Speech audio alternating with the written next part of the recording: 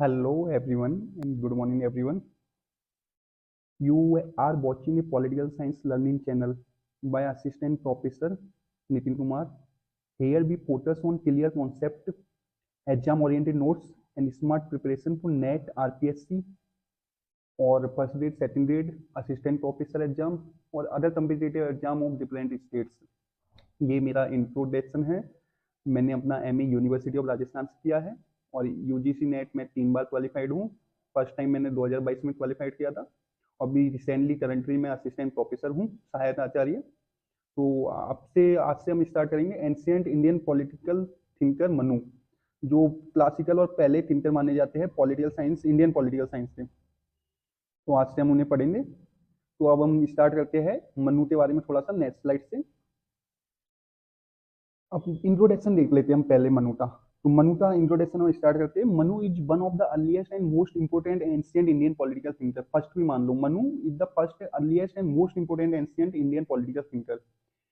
और फिर एक ट्रेडिशनल बिलीफ है कि मनु सन माने जाते हैं लॉर्ड ब्रह्मा के। किसके सन माने जाते हैं? लॉर्ड ब्रह्मा के। तो ये ट्रेडिशनल बिलीफ है, ऐसा तो मतलब कहीं पे लिखा नहीं हुआ कि ये लॉर्ड ब्रह्मा थे पुत्र थे, ये पॉपुलर ओपिनियन है। तो आप ये बात याद रखना कि ये किसके सन माने जाते हैं, किसके बेटे माने जाते हैं? लॉर्ड ब्रह्मा के। तो इसके बाद अब हम अगला पॉइंट देखते हैं। He traditionally regarded has the author of Manusmriti. Manusmriti का ऑथर कौन थे? मनुस्मृति के बारे में आगे हम काफी डिटेल पढ़ेंगे कि मनुस्मृति में कितने चैप्टर है, कितने श्लोक है, मनुस्मृति में क्या क्या रहता है, इन सब के बारे में हम आगे पढ़ेंगे। तो अभी तो हम देख लेते हैं। ट्रेडिशनली रिगार्डेड है the author of Manusmriti one of the most significant धर्मशास्त्र। मनुस्मृति क्या है? धर्मशास्त्र है। और ये इसके बारे में भी हम आगे देखेंगे कि धर्मशास्त्र क्या होता है, श्रुति क्या होती है, स्मृति क्या होती है, ये सब आगे देखेंगे। तो इसके बाद हम अगला पॉइंट देखते हैं। Manu is regarded has. Manu के कुछ पॉइंट हैं, जैसे Manu one of the first और अर्लीस्ट लॉ गिवर माने जाते हैं। तो ये मैं एक बार लिख देता हूँ इसको। क्या क्या माने जाते हैं? मनु फर्स्ट माने जाते हैं लॉ गिवर। सबसे पहले लॉ किसने दिया था वो माना जाता है, सबसे पहले मनु ने दिया था लॉ। ये फर्स्ट 3 माने जाते हैं पूरी दुनिया में। और ये फर्स्ट इंसान भी माने जाते हैं। फर्स्ट पर्सन कौन होता है? मनु। पूरी दुनिया में पहला इंसान कौन आया था? मनु। तो एक तो आप ये याद रखना कि ये फर्स्ट लॉ गिवर है। क्या है? फर्स्ट और अर्लीस्ट लॉ गिवर, जिन्होंने सबसे पहले लॉ की बात की थी। और भी इन्होंने बहुत सारी चीजें दी थी लॉ में, ये भी हम आगे देखेंगे आने वाली स्लाइड्स में। और फर्स्ट किंग कौन थे? मनु। फर्स्ट पर्सन कौन थे दुनिया में या वर्ल्ड में? मनु। अब इसके बाद हम इनका बर्थ या जन्म देख लेते हैं। तो इनका बर्थ 2nd सेंचुरी बीसीई से लेते 2nd सेंचुरी सीई तक माना जाता है। कब से लेते? 2nd सेंचुरी बीसीई से लेते 2nd सेंचुरी सीई तक। अब हम आधे कुछ आइडियाज देते हैं कि मनु मेनली फोकस किस पे करता है, मतलब उनके आइडियाज क्या थे मेन। इनके बारे में, सबके बारे में हम नेक्स्ट स्लाइड में, आने वाली स्लाइड्स में देते हैं। तो उनके मेन आइडियाज थे, जैसे ओरिजिन ऑफ स्टेट हो गया, divine origin of state, kingship हो गया, काउंसिल ऑफ मिनिस्टर हो गया, क्वालिटीज ऑफ द किंग हो गया, वर्ना सिस्टम हो गया। वर्ना सिस्टम तो आप जानते ही होंगे, ये जो क्षत्रिय, ब्राह्मण्स, शूद्र, वैश्य, आज ये सब वर्ना सिस्टम के पार्ट है। आश्रम व्यवस्था भी देते हैं हम मनु की, आश्रम व्यवस्था कैसे चलती है। तो अब हम आगे बढ़ते हैं, आगे हम मनुस्मृति के बारे में पढ़ेंगे। और ये भी आप याद रखना कि Manu is study not as a modern democrat. Manu तो मॉडर्न डेमोक्रेट की तरह नहीं पढ़ते। मनु तो हम कॉन्टेक्चुअल थिंकर ऑफ इस टाइम थे मनु, है ना। तो ये आप याद रखना, ये वाला पॉइंट है ना। अब हम अगली स्लाइड की ओर बढ़ते हैं।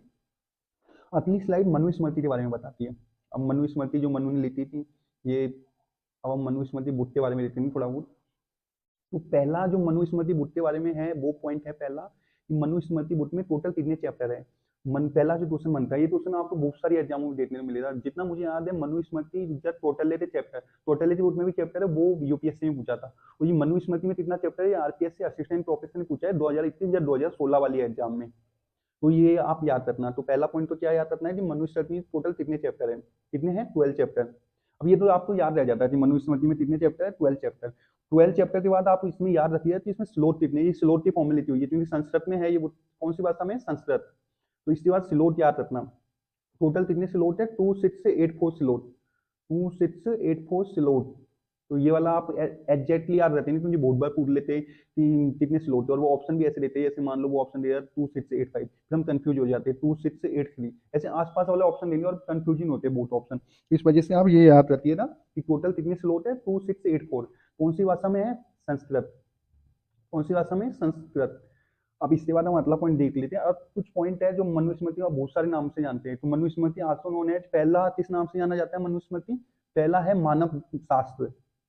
पहला कौन सा है, मानव शास्त्र मान लो चाहे मानव धर्मशास्त्र मान लो, मानव धर्मशास्त्र, धर्मशास्त्र। उसके बाद अगला कौन सा है, अगला नाम है मानव धर्मशास्त्र के बाद मनु संहिता, मनु संहिता। उसके बाद है मानव शास्त्र, मानव शास्त्र। तो ये तीन तो नाम है मनु के, कौन कौन से हैं, पहला नाम है मनु सही, मनु स्मृति, और क्या बोलते हैं मनु संहिता, और दूसरा क्या बोलते हैं मानव धर्मशास्त्र, तीसरा क्या बोलते हैं मानव शास्त्र। तीनों नाम याद हो गया अच्छे से, तीनों नाम आप एक बार देख लेना और भी अच्छे से।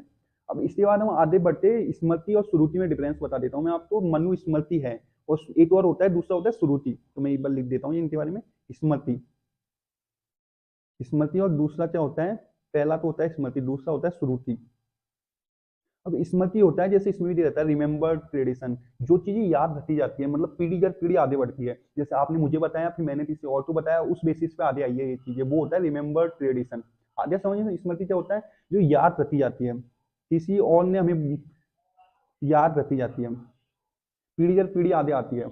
अब श्रुति क्या होती है, सुनी जाती है, मतलब कोई इनका बेसिस नहीं है, तो ये कैसे आई, बस किसी ने हमें सुनाई और हमने किसी और को बता दी, वो होती है इनका बेसिस होता है स्मृति का। ये कहीं पे लिखी होती है या बताई गई होती है कहीं पे, तो इस जगह इनका बेसिस है।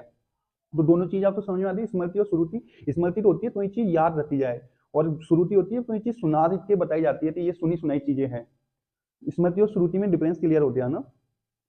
इसके बाद हम अगला पॉइंट देखते हैं कि मनुस्मृति शास्त्र डीलिंग किसके साथ करता है। ये धर्मशास्त्र हमने पहले भी देखा था, ये मनुस्मृति धर्मशास्त्र था ना। अब ये डील किसके साथ करता है, तो पहला है ये डील करता है लॉ के साथ, दूसरा करता है ये एथिक्स के साथ, तीसरा करता है ड्यूटीज के साथ, चौथा करता है सोशल ऑर्डर के साथ। किसके साथ, सोशल ऑर्डर। तो ये चारों पॉइंट क्लियर है। अब इसके बाद हम देख लेते हैं कि मनुस्मृति का इंग्लिश ट्रांसलेशन किसने किया था, कब किया था और क्या नाम से किया था। अब पहला तो है मनुस्मृति का इंग्लिश ट्रांसलेशन करते हैं सर विलियम जॉन्स। कौन करता है, सर विलियम जॉन्स। कब करते हैं, 1794 में। और किस नाम से करते हैं, ऑर्डिनेंस ऑफ मनु। तो ये इंपोर्टेंट क्वेश्चन बनते हैं, ये तीनों भी इस पॉइंट थे, ये फोर्थ पॉइंट में तीन क्वेश्चन इंपोर्टेंट बनते हैं। पहला है मनुस्मृति का इंग्लिश ट्रांसलेशन कौन करता है, सर विलियम जॉन्स। और कब करते हैं, 1794 एडी। अब जो 1794 था उसमें ही मनुस्मृति का इंग्लिश ट्रांसलेशन होता है। कौन सी भाषा में होता है, इंग्लिश में। कौन सी भाषा में लिखी थी वैसे, संस्कृत से English, Sanskrit to English translation होता है मनुस्मृति का। और क्या नाम से होता है, ऑर्डिनेंस ऑफ मनु। क्या नाम से, ऑर्डिनेंस ऑफ मनु। तो ये क्लियर है आपको। अब इसमें 5-6 क्वेश्चन बनते हैं जो आप आराम से अच्छे से देख लेना। मैं एक बार फिर से आपको रिवाइज करवा देता हूँ कि कौन कौन से क्वेश्चन बनते हैं। अब इसमें पहला क्वेश्चन बनता है कि टोटल चैप्टर कितने बुक में, टोटल चैप्टर कितने बुक में, 12। और टोटल स्लोट कितने, 2684, 2684 ना, 2684 एग्जैक्ट याद रखना ना। कौन सी भाषा में लिखी है, संस्कृत में। फिर बाद में इसका ट्रांसलेशन कौन सी भाषा में हुआ, इंग्लिश में। इंग्लिश में होने के बाद इसका ट्रांसलेशन इंग्लिश में हुआ, वो किसने किया, सर विलियम जॉन्स ने। किसने किया, सर विलियम जॉन्स ने। कब किया, 1794 में।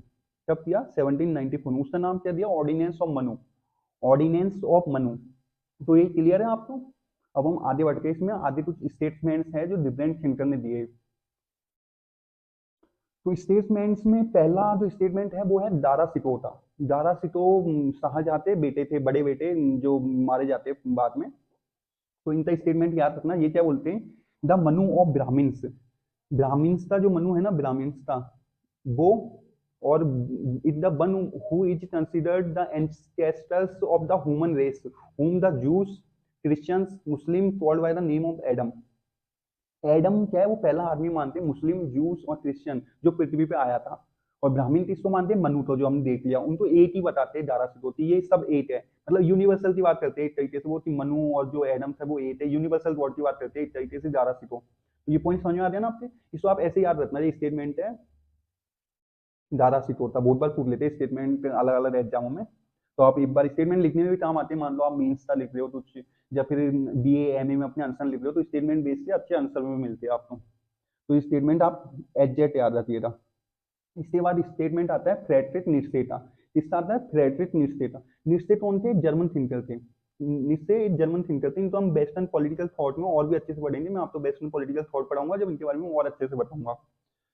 तो वेस्टर्न पॉलिटिकल थॉट में नीत्शे तो हम पढ़ेंगे। उस अभी इनका स्टेटमेंट देख लेते हैं। तो ये क्या बोलते हैं, Manusmriti is more unique, excellent and enlightening book than the Bible. मतलब कुल मिलाते ये बाइबल से ज्यादा अच्छी बताते हैं मनुस्मृति को। तो अब हम अगला स्टेटमेंट देखते हैं। अगला स्टेटमेंट रोमिला थापर है। रोमिला थापर भी इंपॉर्टेंट है, कंपैरेटिव पॉलिटिक्स में हम पढ़ेंगे इनके बारे में, इनके बहुत सारे स्टेटमेंट पढ़ेंगे हम। तो अभी हम इसका स्टेटमेंट देख लेते हैं कि मनु और मनुस्मृति के बारे में क्या बोलते हैं। ये बोलते हैं कि Manusmriti reflect the social stratification of its time rather than universal moral code. ये बताते हैं कि मनुस्मृति उस समय जो सोशल स्ट्रेटिफिकेशन चल रहा था ना उसके बारे में बताती है, बजाय अब के बारे में। फिर मैथ्स मूलर आ जाते हैं। मैथ्स मूलर सोशोलॉजी के बहुत बड़े थिंकर है। सोशोलॉजी में ये बहुत सारी थ्योरी देते हैं और सबसे बड़े थिंकर माने जाते हैं सोशोलॉजी के। तो ये क्या बोलते हैं मनुस्मृति के बारे में, Manusmriti is one of the most important source of ancient Indian law. क्या बोलते हैं, Manusmriti is one of the most important source of ancient Indian law. तो ये क्लियर है। अब राधा कृष्ण का स्टेटमेंट पढ़ते हैं हम। राधा कृष्ण जी हमारे पहले वाइस प्रेसिडेंट भी थे इंडिया के। तो ये बोलते हैं Manusmriti was more a social reformer than a rigid law giver. तो ये क्लियर है आपके ये पांचों स्टेटमेंट। ये दारा सिटो का है, निस्ते का है, रोमिला थापर का है, मैथ्स मूलर का है और राधा कृष्ण जी का है। तो ये स्टेटमेंट आप ऐसे ऐसे याद रखना वर्ड टू वर्ड, क्योंकि ये लिखने में भी काम आ जाते हैं और ये डायरेक्ट पूछ लेते हैं तो इसमें बहुत कंफ्यूजन होता है कभी कभी, क्योंकि ये तो अभी सेम ही लगते हैं बहुत सारे स्टेटमेंट। तो ये इनमें आप बिल्कुल एग्जैक्ट लाइन टू लाइन याद रखेंगे। अब हम अगली स्लाइड से और बढ़ते हैं। अगली स्लाइड है divine origin theory of kingship. अगली स्लाइड क्या है, divine origin theory of kingship.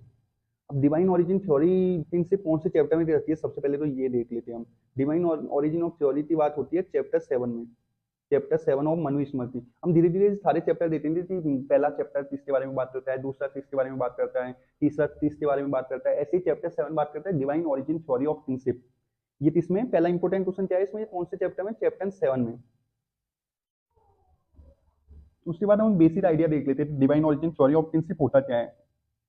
Divine origin kingship का होता है जब किंग को सारी पावर गॉड से मिलती हो, धर्म से मिलती हो, वो डिवाइन ओरिजिन होता है, इसका मतलब है ना। तो इसका बेसिक आइडिया है कि किंगशिप डिवाइन ओरिजिन है। किंगशिप क्या है, डिवाइन ओरिजिन।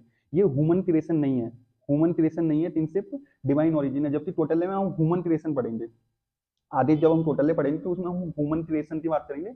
जबकि जो मनु है उसमें किंगशिप क्या है, डिवाइन ओरिजिन है। तो ये समझ में आ गया ना आपके। अब इसमें तीन जो होता है ना वो गॉड को रिप्रेजेंट करता है पृथ्वी पे, on earth. The king is God representative on earth. ये समझ में आ गया ना आपके। और इसमें जो पॉलिटिकल अथॉरिटी है, कौन सी अथॉरिटी, पॉलिटिकल अथॉरिटी वो धर्म बेस्ड है, पॉलिटिकल अथॉरिटी बेस्ड ऑन धर्म। तो ये भी समझ में आ जाएगा। इसमें तीन ही पॉइंट है बस, एक तो ह्यूमन क्रिएशन नहीं है, डिवाइन ओरिजिन है, तीन से मतलब सारी पावर गॉड से मिलती है, और तीन गॉड को रिप्रेजेंट करता है अर्थ पे। ये भी समझ में आ गया। अब ये थ्योरी कौन से चैप्टर में दे रखी है, चैप्टर 7 में। अब हम देखते हैं ओरिजिन ऑफ किंगशिप। अब ओरिजिन ऑफ किंगशिप में पहला पॉइंट है God created the king to prevent Matsya Nyaya. अब इसमें सबसे इंपोर्टेंट है मत्स्य न्याय क्या होता है। मत्स्य न्याय होता है जब बड़ी मछली छोटी मछली को खा जाती है, वो मत्स्य न्याय होता है। तो उसे प्रिवेंट करने के लिए किंगशिप की थ्योरी आई थी गॉड के द्वारा।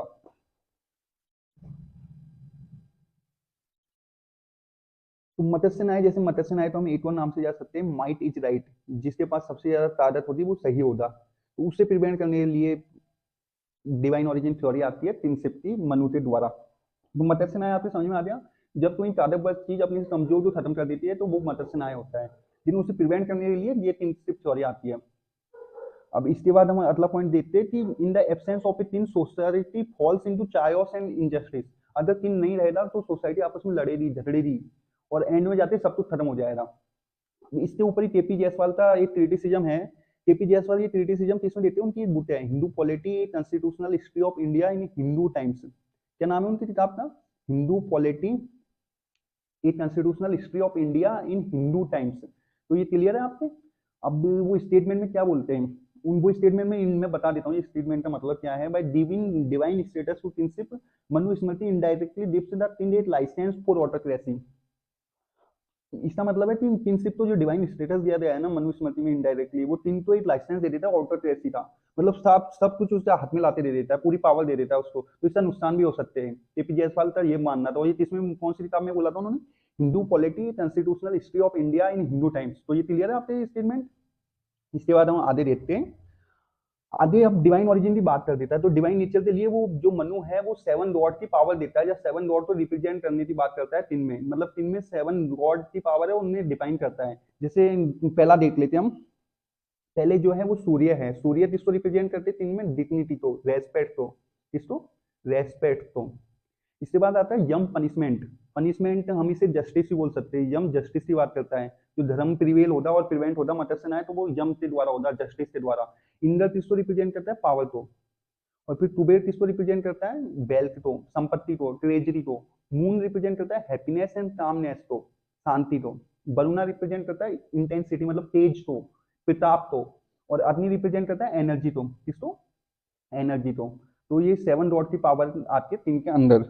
अब इसमें हम एक बार फिर से देख लेते हैं। तो सूर्य तो रिप्रेजेंट करता है डिग्निटी को, यम रिप्रेजेंट करता है पनिशमेंट या जस्टिस को, इंद्र रिप्रेजेंट करते हैं पावर को, कुबेर रिप्रेजेंट करते हैं वेल्थ संपत्ति को, मून रिप्रेजेंट करते हैं हैप्पीनेस एंड कामनेस को, और वरुण रिप्रेजेंट करते हैं इंटेंसिटी को, और अग्नि रिप्रेजेंट करता है इधर एनर्जी को। ये क्लियर है आपके 7 गॉड की power, divine qualities of thing. इसके बाद हम एक स्टेटमेंट है according to Manu, such a thing born of God may be child but he should not be disobeyed, considering him a mortal being. The thing should not be insulted or opposed even by mistake. The subject must necessarily obey the ruler visage for his will is symbol of God will. अब ये जो statement है ना, ये mainly 3 चीज बता रहा है। तो मैं आपको ऐसे बता देता हूँ वो 3 चीजें, कि अगर 3 बच्चा भी हो ना तो भी उसको डिसोबेड नहीं किया जा सकता। इसका मतलब है कि कोई राजा छोटा होता तो भी हम उसको डिसोबे नहीं कर सकते, उसकी बात माननी ही पड़ेगी। अब दूसरा जो इसमें जो दूसरा स्टेटमेंट बनता है, दूसरा पॉइंट बनता है, वो है कि इनकी इंसल्ट या फिर अपोज नहीं किया जा सकता, इनका विरोध नहीं किया जा सकता। और इसमें तीसरा पॉइंट बनता है obedience to the thing is obedience to God's will. अगर हम तीन का ओबीडियंस करते, तीन की बात मानते तो हम गॉड की, भगवान की बात मानते। ये स्टेटमेंट ऐसे मनु ऐसा मानना था मनु का। अब तीन की कुछ लिमिटेशंस है, हम वो भी देख लेते हैं। पहली लिमिटेशन तो है the thing is supreme but not above धर्म। थिंग सुप्रीम है पर धर्म से ऊपर नहीं है, धर्म के नीचे ही रहेगा तीन हमेशा, चाहे तीन कितना भी बड़ा हो जाए लेकिन हमेशा धर्म के नीचे रहेगा। तो अब हम इसमें देख लेते हैं, thing is supreme but not above धर्म। और दूसरा क्या है, N unjust thing losses moral legitimacy. अगर कोई तीन बुरा करता है या इनजस्टिस करता है तो वो जनता में अपनी लेजिटिमेसी खो देता। और तीसरा पॉइंट जो पहले को ही रिप्रेजेंट करता है, dharma is higher than the ruler. धर्म हमेशा रूलर से बड़ा है। तो ये तीनों लिमिटेशन क्लियर है। एक तो तीन सुप्रीम नहीं है, सुप्रीम है पर धर्म से नीचे है, और धर्म हायर है तीन से हमेशा रूलर से। अनजस्टिन अपनी मॉरल लेजिटिमेसी खो दे रहा। अब इसके बाद अगली स्लाइड्स पे बढ़ते हैं हम।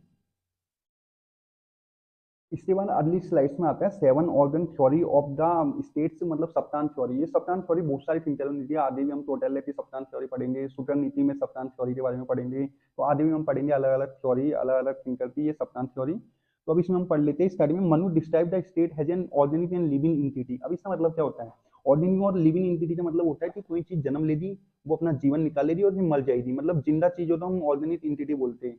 कि वो एक नियम है उसके अनुसार चलेगी, अपना जीवन यापन करेगी और फिर उसके बाद खत्म हो जाएगी वो चीज। तो ऐसे ही स्टेट को मानता था मनु, कि स्टेट क्या है, ऑर्गेनिक एंटिटी या लिविंग बीइंग।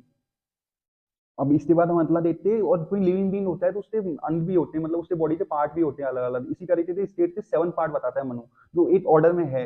अब वो ऑर्डर हम देख लेते हैं कि मनु के अनुसार लिविंग बीइंग है तो उससे क्या क्या पार्ट है स्टेट के। तो पहला जो स्टेट का सबसे इंपॉर्टेंट पार्ट है वो है स्वामी। क्या है, स्वामी। स्वामी द तीन, राजा खुद। राजा खुद सेंटर में रहेगा हमेशा। ये राजा है जो हमेशा सेंटर में रहेगा, जो सुप्रीम ऑथोरिटी है स्टेट में। सुप्रीम ऑथोरिटी कौन है स्टेट में, राजा खुद, स्वामी। फिर इसके बाद अमात्याज आ जाते हैं, मतलब मिनिस्टर्स। मिनिस्टर में भी ऐसे हैं, मतलब जैसे बहुत सारे मिनिस्टर हैं, उनमें सबसे जो इंपॉर्टेंट मिनिस्टर होता है वो है प्रधानमंत्री। आज के टाइम की बात नहीं है, उस टाइम पे प्रधानमंत्री मिनिस्टर हुआ करता था और सबसे इंपॉर्टेंट मिनिस्टर रहता था। तो सबसे ऊपर तो किंग रहता था, फिर किंग के नीचे प्रधानमंत्री रहता था, जो किंग की मदद करता था गवर्नेंस, राज्य चलाने में। मिनिस्टरों का काम क्या है, assist the king in governance. तो ये क्लियर है आपके। इसके बाद तीसरा जो सबसे इंपॉर्टेंट पार्ट था लिविंग एंटिटी स्टेट का, वो था पुर, बुर्द, किला। किले भी अलग अलग टाइप के होते हैं, ये भी हम आने वाले चैप्टर में पढ़ेंगे। किले टोटल 8 प्रकार के होते हैं। आठ में जैसे कोई फॉरेस्ट फोर्ट हो सकता है, फॉरेस्ट किला हो सकता है, कोई पानी में बना किला हो सकता है, कोई माउंटेन किला हो सकता है। तो ऐसे अलग अलग टाइप के किले होते हैं। टोटल कितने होते हैं, 8 प्रकार के किले। तो ये क्यों बनाए जाते थे उस टाइम पे, ये बनाए जाते थे कोई बाहर से हमला कर दिया, एक्सटर्नल फोर्स, तो उसे प्रोटेक्ट करने के लिए, लोटो तो जब ना किंगडम प्रोटेक्ट करने के लिए ये किले बनाए जाते थे। अब चौथा देख लेते हैं हम। चौथा जो मनुस्मृति में मनु ने दिया है ऑर्गेनिक एंटिटी का, चौथा अंग क्या है। तो चौथा है राष्ट्र या जनपद। क्या है, राष्ट्र या जनपद। जनपद क्या होता है या राष्ट्र क्या होता है, टेरिटरी एंड पीपल, जिधर लोग रहते हैं, जो मेन मार्केट रहता है उसको हम राष्ट्र बोलते हैं। जिधर सारे लोग रहते हैं जिस टेरिटरी पे, तो वो रहता है राष्ट्र, जनपद। इसके बाद आ जाता है कोष, ट्रेजरी, संपत्ति, financial resource of the state, है ना। तो ये 5वां समझ में आ गया आपको, कोष। इसके बाद हम देख लेंगे दंड।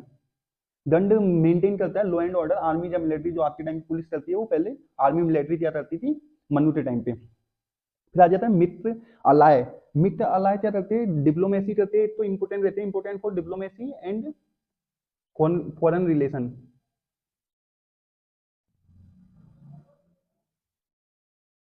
अब हम इनको एक बार फिर से रिवीजन कर लेते हैं, ये इसी ऑर्डर में है, इन्हीं ऑर्डर में याद रखना। सबसे पहले स्वामी आता है, फिर अमात्याज मिनिस्टर आते हैं जो असिस्ट करते हैं इनको गवर्नेंस में, फिर पूर्व और दूध आता है मतलब किले आते हैं जो प्रोटेक्शन फ्रॉम एक्सटर्नल अटैक।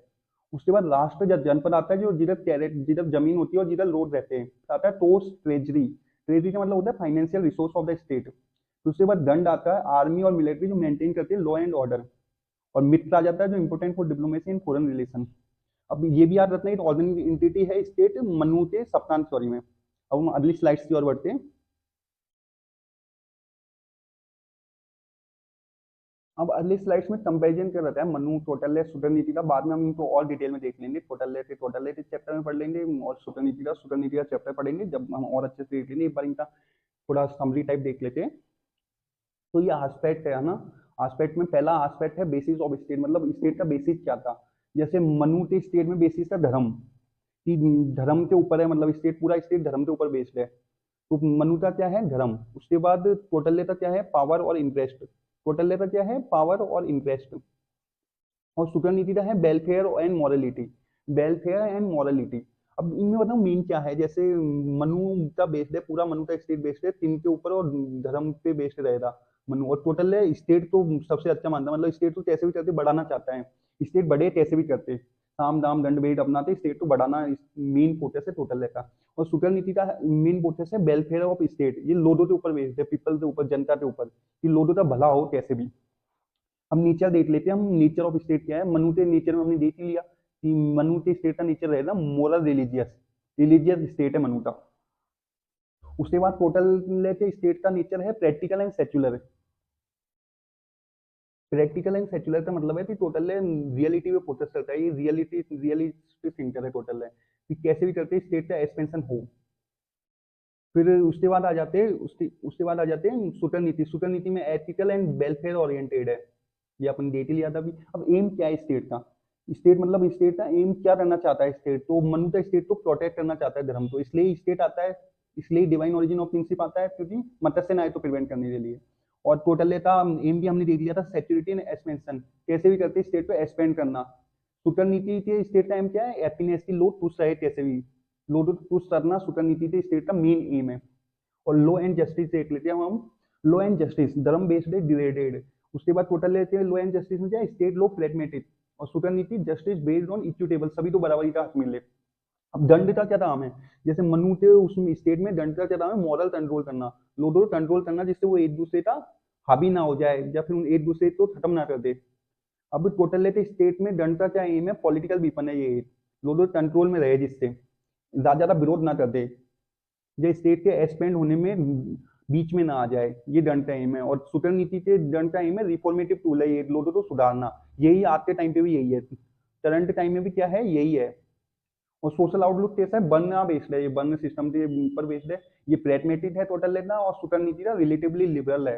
तो ये क्लियर है आपके इनका कंपेरिजन, हम और अच्छे से देख लेंगे पूरा कंपेरिजन बाद में, इन्हें एक एक थिंकर हम अच्छे से पढ़ेंगे बाद में, तो इन्हें अलग से भी देख लेंगे।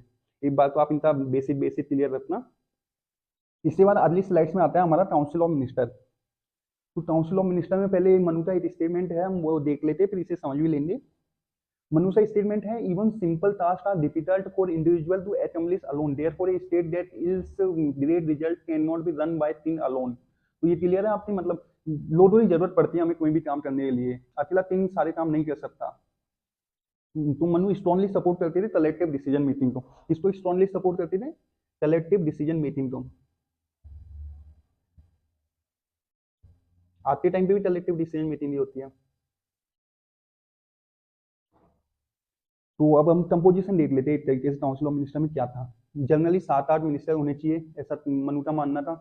फिर मनु मिनिमम मेंबर बताता है, मिनिमम मेंबर होने चाहिए 3, और मैक्सिमम मेंबर कितने होने सकते 10। उसके बाद लेजिस्लेचर फॉर लॉ मेकिंग होनी चाहिए, जिसे हम काउंसलिंग बोलेंगे, लेजिस्लेचर फॉर लॉ मेकिंग जो काउंसलिंग बोलेंगे जिसे हम ना। लेजिस्लेचर आज के टाइम पे भी है और मनु उस टाइम पे भी बात करता था लेजिस्लेचर की।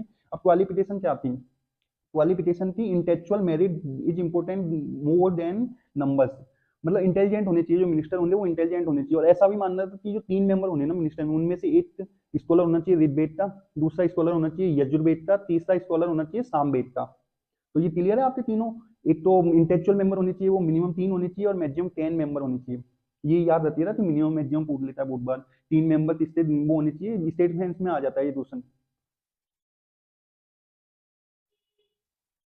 तो आज आपके काउंसिल ऑफ मिनिस्टर हो गया, ये डिवाइन ऑरिजिन थ्योरी हो गई, किंगशिप हो गया, और मनु का हमने बेसिक पढ़ लिया। अब आने वाले टाइम में हम विदेश नीति भी देखेंगे, और भी काफी कॉन्सेप्ट पढ़ेंगे आने वाली स्लाइड्सों में। और फिर इसके बाद हम टोटली स्टार्ट करेंगे, तो आपके ये 2-3 लेक्चरों में कंप्लीट हो जाएगा Manu. Thank you for watching this lecture.